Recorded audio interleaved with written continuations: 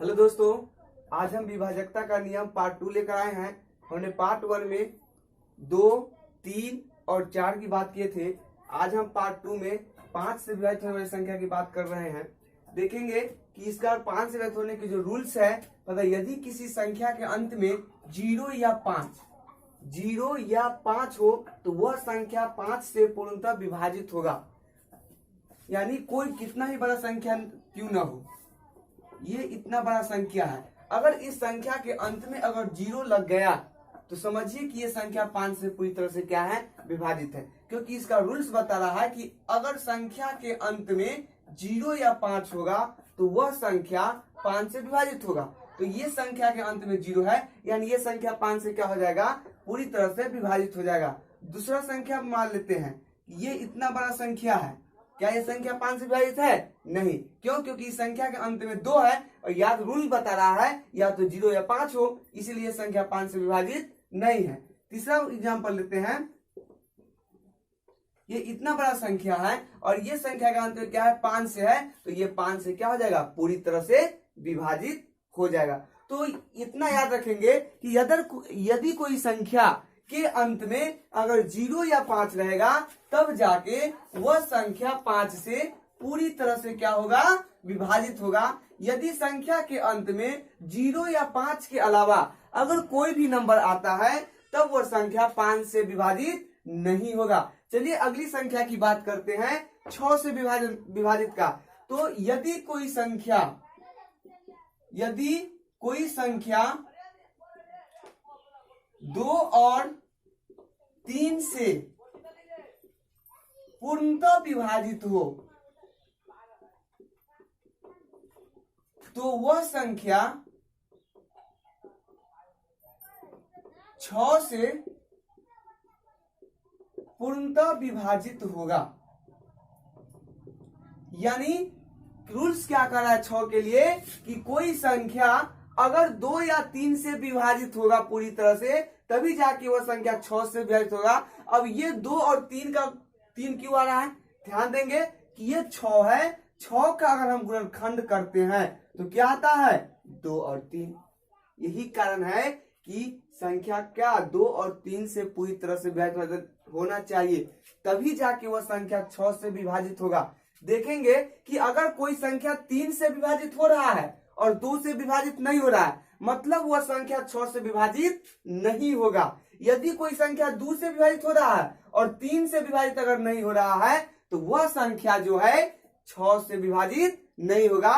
बाउंडेशन इसमें यही है कि वह कोई संख्या वो 2 और 3 से पूरी तरह से क्या होना चाहिए, विभाजित होना चाहिए। देखते हैं कुछ एग्जाम्पल के माध्यम से। ये क्वेश्चन है, इस क्वेश्चन को सोल्यूशन करते हैं। तो 2 के लिए नियम क्या था, पार्ट 1 में हमने बताया था 2 के नियम कि किसी संख्या के अंत में अगर सम संख्या हो और 0 हो तो वह संख्या 2 से विभाजित होगा। यहाँ पे बात है, यहाँ पे 6 और 6 एक सम संख्या है, इसीलिए तो 2 से विभाजित होगा। रहा 3 के बाद, तो 3 का रूल्स क्या होता है कि अगर संख्या को जोड़ने पर जो संख्या दिया गया है उस संख्या को हम, संख्या में जो अंक है, अगर इस अंक को हम जोड़ते हैं और जोड़ने के बाद अगर संख्या 3 से विभाजित होता है तभी जाके वह संख्या क्या होगा, 3 से विभाजित होगा। तो देखेंगे 9 5 14, 14 4 18, 18 6 24। अब ये 24 जो है से 3 से विभाजित हो जाएगा 8 मरतबे। तो ये संख्या जो है 2 और 3 दोनों से विभाजित हो रहा है, इसीलिए ये संख्या 6 से पूर्णतः विभाजित होगा। अगला एग्जाम्पल देखेंगे,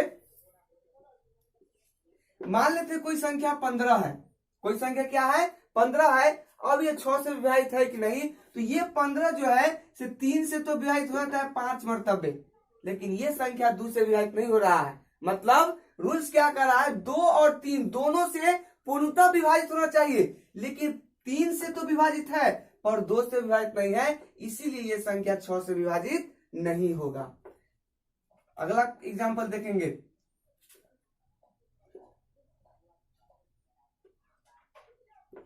10 ले लेते हैं कोई संख्या। अब देखेंगे एक छोटा सा संख्या ले रहे हैं, अब ये संख्या 10 है तो ये 2 से तो विभाजित होगा, लेकिन 3 से विभाजित नहीं होगा। 2 से विभाजित होगा बट 3 से विभाजित नहीं होगा, तो इसीलिए ये संख्या 6 से विभाजित नहीं होगा। एक छोटा सा नंबर की बात हो रही है तो देखेंगे एग्जाम्पल नंबर 4 कि एक छोटा सा संख्या है 12। अब देखेंगे अंत में, संख्या के अंत में क्या है, सम है, तो 2 से तो विभाजित होगा ही। अब 3 है तो इससे अगर योग करते हैं, क्या रूल्स क्या बताया था कि जो संख्या के जो अंक है उसको योग कर देंगे और 3 से विभाजित है तो वह संख्या कट जाएगा। ये तो छोटा संख्या है तो आप ऐसे ही कर सकते हैं, 3 चौक 12 कट रहा है, पूरी तरह से विभाजित हो रहा है, लेकिन बड़ा संख्या के लिए वो तरीका बताया गया था। तो अगर जोड़ते हैं तो 2 है 3 और 3 से खत्म, यानी एक मरतबे, तो 2 से और 3 से करता है, तो ये संख्या भी 6 से पूरी तरह से क्या हो रहा है, विभाजित हो रहा है। तो कोई भी दुनिया की कितना से बड़ा संख्या क्यों ना हो, अगर वह संख्या को अगर 6 से विभाजन की जांच करना हो तो वह संख्या 2 और 3 से पूरी तरह से विभाजित होना चाहिए, तभी जाके वह संख्या जो है 6 से पूरी तरह से विभाजित होंगे। कुछ बड़ा नंबर लेकर देखते हैं।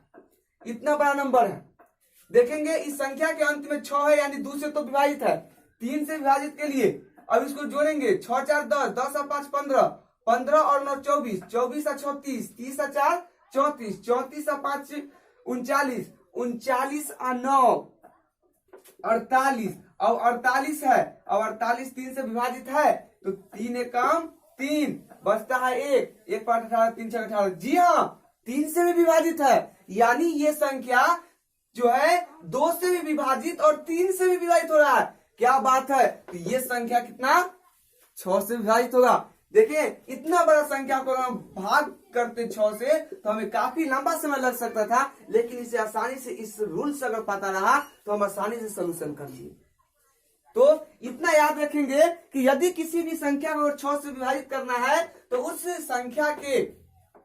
उस संख्या में जो है अगर 2 और 3 से अगर पूरी तरह से विभाजित होगा तभी जाके वह संख्या क्या होगा, तभी जाके वह संख्या जो है 6 से पूर्णतः विभाजित होगा।